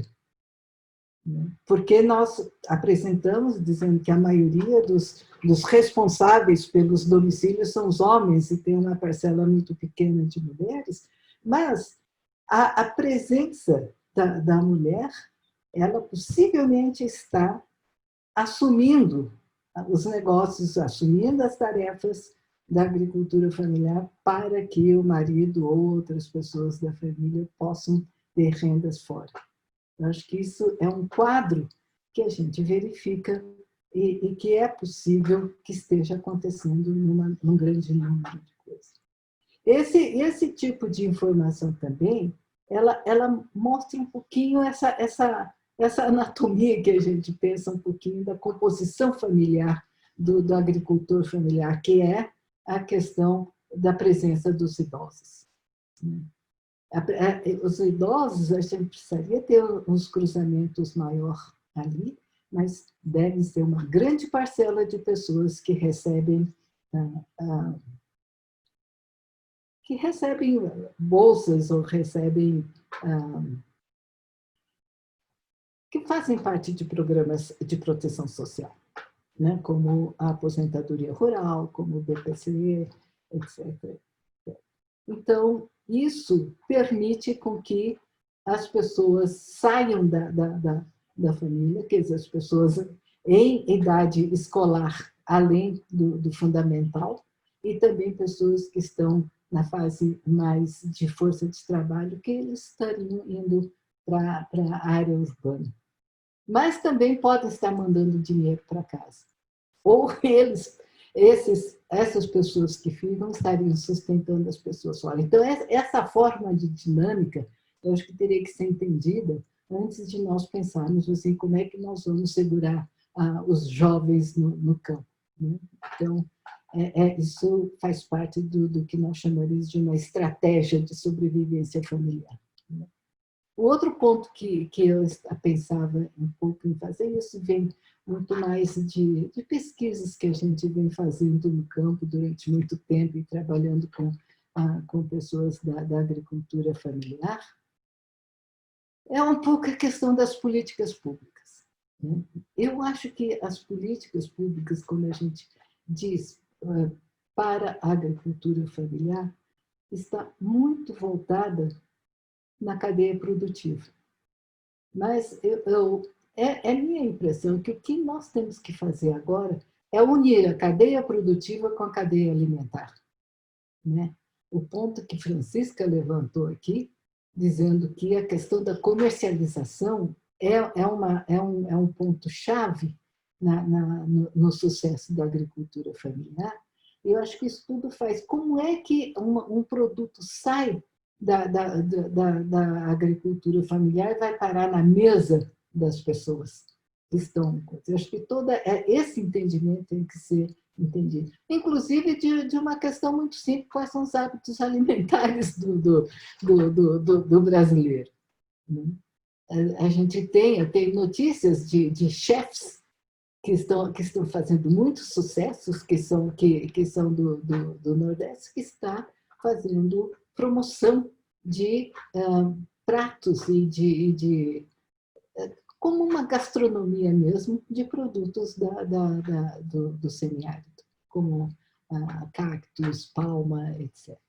Então, eu acho que essa questão das políticas integradas, como já dizia, como já foi dito por várias pessoas aqui, acho que isso é fundamental. E acho que eu paro por aqui, senão eu vou começar a passar muito do meu tempo. Muito obrigada. Diana, muito obrigado pelas suas palavras. É realmente extremamente importante a gente entender como se relacionam esses números, o que está por trás desses números, assuntos importantíssimos que você tocou, como, por exemplo, a visibilidade do trabalho da mulher no campo, né? Como quantificar essa renda que a mulher gera no campo, e não considerar só, principalmente assim, no cuidado com os quintais produtivos que existem ao lado das casas. Existem já algumas metodologias, no FIDA e seus parceiros trabalham com uma metodologia importantíssima para fazer isso, que são as cadernetas agroecológicas, que realmente permitem visibilizar esse trabalho que é feito pela mulher e quantificá-lo, né, para saber qual a renda que a mulher consegue gerar e também qual a renda que está envolvida, inclusive, nas trocas entre agricultores familiares para escoar a sua produção. Essas trocas também existem e também têm um valor sobre elas. Obrigado. Então, eu gostaria de passar então a palavra para o nosso último convidado, que é o professor Joacir Aquino, professor associado da Universidade do Estado do Rio Grande do Norte. Com a palavra. Muito obrigado. Boa tarde a todos e todas. Boa tarde, Frederico. Boa tarde, Dr. Klaus, Marcelo Braga. Em nome de quem eu saúdo todos os presentes, também os nossos ouvintes no YouTube. É uma satisfação muito grande participar desse evento. Eu agradeço o convite pela oportunidade e gostaria de parabenizar o professor Marcelo Braga, a Rosemary, pelo excelente trabalho realizado na confecção dessa cartilha. Eu gostaria também de reforçar que esse estudo ele reflete um esforço de um conjunto de parceiros, né, que lutaram pela realização do Censo Agropecuário 2017. Nós temos aí o nosso amigo Florido, né, que além de diretor do censo, é um entusiasta dessa pesquisa. Em um dado momento do processo, apareceram algumas dificuldades, o censo correu o risco de não ser realizado, e a SOBEC, na época era presidida pelo professor Marcelo Braga, né, encampou uma luta junto com outros parceiros, e foi feita uma audiência em Brasília, não foi, Florido? E com todos os parceiros, e isso aí foi fundamental para a realização do censo, e gerar esse rico banco de dados que agora nós estamos utilizando aqui para fazer esse brilhante retrato da agricultura familiar no semiárido nordestino. Como já foi dito, esse retrato ele mostra que, apesar das previsões do fim da agricultura familiar, ela continua bastante presente no campo brasileiro e do semiárido, ela não desapareceu. E essa agricultura familiar, ela é surpreendente, porque ela enfrentou a maior seca dos últimos 100 anos, a grande seca de 2012 a 2017, e quando os pesquisadores do IBGE chegaram em campo em 2017, todo mundo esperava que ia encontrar uma agricultura familiar totalmente destroçada, ou que não iam nem encontrar agricultura familiar, mas foi o contrário, a agricultura familiar estava lá, no campo em 2017, mesmo depois de 5 anos seguidos da maior seca da história, né? E essa conquista, uma outra coisa que é muito importante é o seguinte, é que essa grande seca, eu fiz um artigo recentemente com um colega, pela primeira vez da história do semiárido brasileiro, nós assistimos uma grande seca sem migração. Nunca na história do semiárido a gente tinha visto um fenômeno como esse, assim. Se a gente for lembrar dos livros clássicos de Raquel de Queiroz, se a gente for lembrar de Morte e Vida Severina, de Vidas Secas, aquilo ali foi um período terrível da história do Brasil. Mas o Nordeste, o semiárido, enfrentou uma seca tão grave como aquelas do início do século XX, mas foi uma seca sem migração. E isso tudo se deve a um conjunto de transformações, a um conjunto de políticas de apoio à agricultura familiar que foram implementadas no país nos últimos 20 anos. Isso tudo reflete também a importância estratégica da política social brasileira. Política social brasileira que recentemente foi atacada dentro dessa onda de reformas, a Previdência Rural, né, e a própria Bolsa Família, mas são as políticas sociais da Previdência Rural, principalmente do Bolsa Família, que têm contribuído para dar estabilidade às famílias do semiárido. Na verdade, a economia como um todo do semiárido.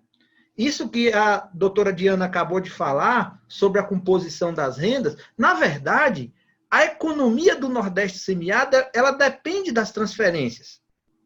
Porque o nosso setor produtivo industrial e o nosso setor produtivo agrícola, ele vem padecendo ao longo do tempo de um processo declinante.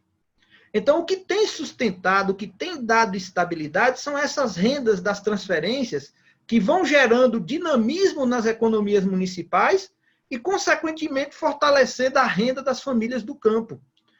Muita gente acha que isso é um dado negativo, que o censo trouxe, que as outras pesquisas mostram. Mas eu vejo como algo natural. Em outras partes do mundo também é assim. É a política social brasileira, é a Constituição brasileira em operação. E isso aí está servindo para criar estabilidade numa região que, historicamente, ela foi marginalizada pelas políticas governamentais. Então, eu vejo esse aspecto como um ponto positivo revelado pelos dados da cartilha, essa questão da composição da renda das famílias. Provavelmente, e eu já conversei isso com o professor Marcelo Braga, o lado produtivo das receitas seria muito maior se não fosse a grande seca. Mas nós tivemos aí 5 anos seguidos de seca. Então, a base produtiva dessa agricultura familiar do semiárido, ela foi fortemente abalada nesse período. Então, quando a equipe do IBGE chegou a campo, encontraram uma situação complicada, né? Por outro lado, uma coisa que é muito importante é que nós temos que parar de olhar a agricultura familiar apenas pelo lado agrícola. A agricultura familiar do Brasil e a agricultura familiar do semiárido é uma agricultura cada vez mais pluriativa. As famílias do campo, elas não estão mais vivendo só da agropecuária. Cada vez mais nota-se uma sinergia entre as áreas rurais e as áreas urbanas. No estudo que nós fizemos recentemente, que complementa esses dados do censo, com dados da PNAD, é impressionante o crescimento do número de motocicletas do Nordeste. Isso é uma coisa incrível, porque possibilita ao jovem rural, por exemplo, morar numa comunidade a 50 quilômetros do perímetro urbano da cidade, e mesmo assim ele trabalhar na cidade. Só que ele não precisou migrar, ele volta para casa à noite, né, na sua motocicleta. Então, esse desenvolvimento dos meios de transporte verificado no Nordeste brasileiro e no semiárido, ele tem contribuído sobremaneira para aumentar esse caráter multidimensional da nossa agricultura familiar. Isso é um aspecto importante, por quê? Porque uma coisa que a cartilha, eu li a cartilha, mas eu não encontrei esse dado, é que o censo agropecuário revela que para a maioria absoluta dos agricultores familiares, para quase 80%, o estabelecimento é também local de moradia. Então, esse agricultor familiar, ele mora numa comunidade rural. O meio rural, para ele, é um espaço de vida também. Se o meio rural, para ele, é um espaço de vida, a nossa política pública, ela tem que ir além do agrícola. Nós precisamos de uma política de desenvolvimento rural que contemple bens públicos, escolas, postos de saúde, áreas de lazer, infraestrutura hídrica coletiva e tudo que precisa dentro da unidade de produção. Mas o meio rural do semiárido, ele tem se convertido cada vez mais em um espaço de vida. Isso é um ponto muito importante. Então, nós não podemos olhar essa agricultura apenas pela lógica produtiva. A lógica produtiva é estratégica. Nós precisamos resolver esses problemas que a cartilha aponta, da assistência técnica, da mecanização, mas nós temos que ver o contexto. É por isso que eu digo, e nós temos discutido isso muito fortemente dentro do GEPAD, que é um grupo de pesquisa coordenado pelo professor Sérgio Schneider, lá no Rio Grande do Sul, que o Brasil e o semiárido precisam de uma política de desenvolvimento rural. Essa política deve incluir o lado produtivo, que a cartilha mostra, mas precisa incluir também o contexto onde essas famílias estão inseridas. E aí entra a eletricidade, entra tudo mais. Um outro ponto que eu gostaria de destacar é que eu achei brilhante o trabalho que foi feito na compilação dos dados da cartilha pela Rosemary, pelo professor Marcelo Braga e sua equipe. Achei muito interessante. E uma coisa preocupante, no caso da educação rural, eu me lembrei imediatamente, professor Marcelo, do Paulo Freire. Paulo Freire, no início dos anos 60, ele veio aqui no Rio Grande do Norte, no município de Angicos, e ele provou que em 40 horas era possível alfabetizar um adulto. Em pleno século XXI, nós temos quase metade dos chefes dos estabelecimentos familiares do semiárido que não sabem ler. Então, por mais que a gente tenha avançado na política pública, ainda falta muita coisa. Nós ainda temos que avançar muito mais para gerar sustentabilidade no semiárido brasileiro. A própria questão da cisterna, eu acho que o trabalho que foi feito em relação às cisternas até o momento foi um trabalho fantástico. Mas nós ainda temos em torno de 300 mil famílias no semiárido, que a cartilha mostra isso, que não tem cisterna. No Nordeste todo, são quase 600 mil. Mas a cisterna de consumo por si só não é suficiente. O que os estudos mostram é que o agricultor familiar, para ter sustentabilidade no semiárido, ele precisa das duas cisternas. Ele precisa da cisterna de consumo humano e precisa da cisterna maior para produzir. E aí o desafio é gigante. Nós precisamos de uma grande política pública para universalizar as duas cisternas, né? A de 16 mil e a de 56 mil, em cada estabelecimento familiar do semiárido. Então, os nossos desafios, Frederico, eu já estou terminando aqui, os nossos desafios são muito grandes. Uma outra coisa que parece um tabu hoje em dia, mas nós não podemos prescindir dela, é a questão da terra. Os dados da cartilha mostram que a maioria dos estabelecimentos estão em micropropriedades, até 50, mas tem um grande número de propriedades de 1, 2 hectares. Então, como é que a gente vai viabilizar, tecnicamente, essas pequenas propriedades, que é também a casa daquela unidade familiar? Então, se o agricultor ele tem um casal de filhos, os filhos casam. Onde é que os filhos vão produzir? Onde é que vai vir a terra?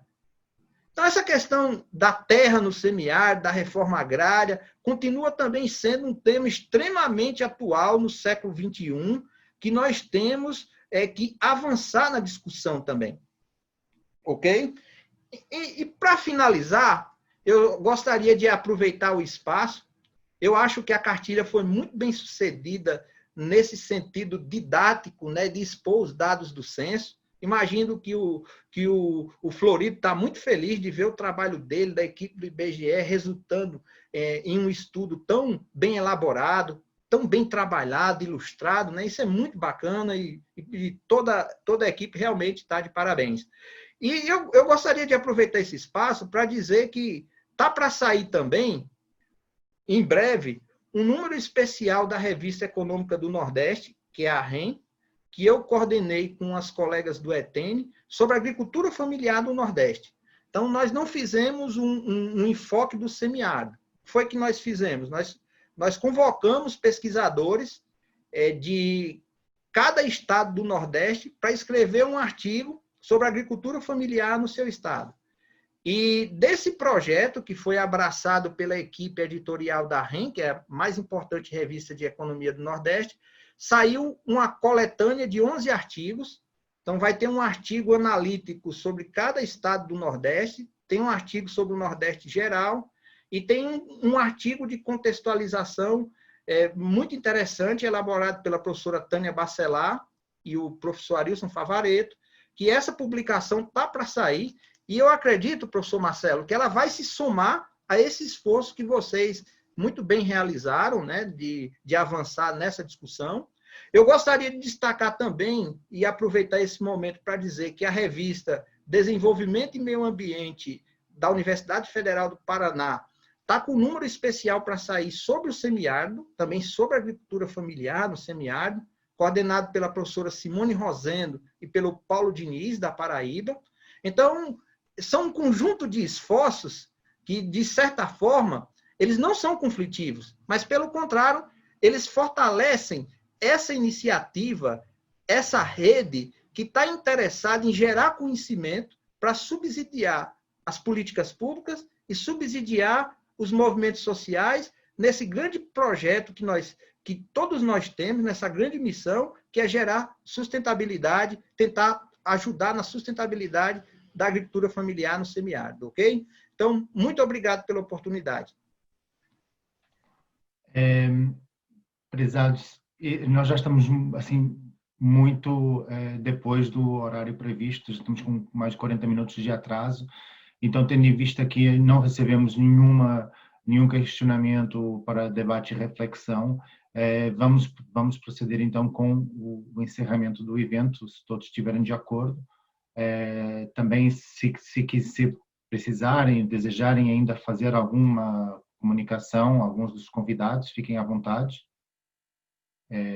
Se não tiver nenhum pronunciamento, vamos então encerrar o evento. Eu gostaria de agradecer a presença de todos os convidados e todos os participantes que nos assistiram pelo YouTube.